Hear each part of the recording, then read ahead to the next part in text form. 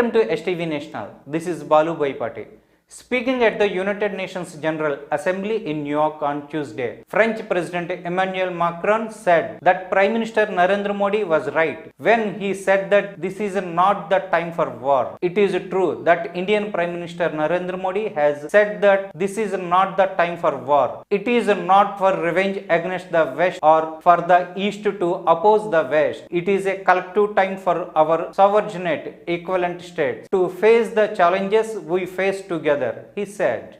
The latest controversy erupted after BJP's Sambit Patra posted a photo of Congress leader Rahul Gandhi with a hijab-wearing girl at the Bharat Jodo Yatra on Tuesday. The photo was originally posted by Congress on September 19th. Sambit Patra shared the photo on Tuesday and wrote, "When votes are counted on religious basis, it's called appeasement." Congress leaders lashed out at him and asked him to see BJP out of public confidence. A 7-member delegation of the largest Naga insurgent group of NSCN-IM is currently on a tour of the national capital to resume peace talks that stalled due to lack of consequence on some key issues, particularly identity, Naga flag and constitution. Center's envoy for Naga peace talk and former additional director of Intelligence Bureau, A.K. Misra, held an informal meeting with Isaac Muyiwa faction of National Socialist Council of Nagaland in New Delhi on Tuesday. A high alert was sounded in Kerala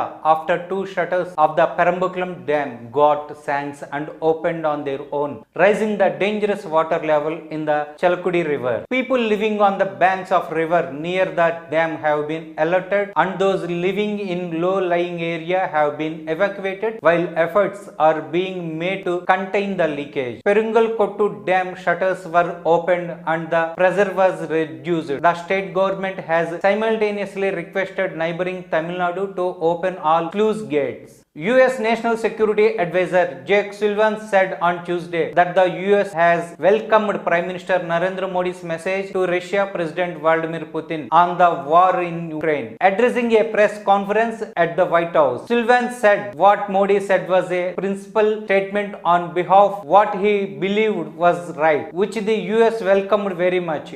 News agency PTI reported. Sullivan said it was commendable that the Indian leadership, which has long-standing ties with Moscow, told Russia that now was the time to end the war.